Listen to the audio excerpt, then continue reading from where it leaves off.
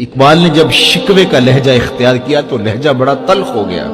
شکوے کا لہجہ تھا، صفائے دہر سے باطل کو مٹایا ہم نے، نوع انسانی کو غلامی سے چھڑایا ہم نے،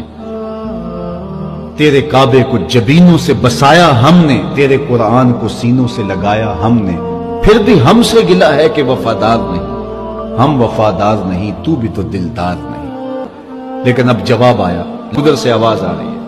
صفائے دہر سے باطل کو مٹایا کس نے، نوع انسانی کو غلامی سے چھڑایا کس نے، میرے کعبے کو جبینوں سے بسایا کس نے، میرے قرآن کو سینوں سے لگایا کس نے، تھے تو آبا وہ تمہارے ہی مگر تم کیا ہو،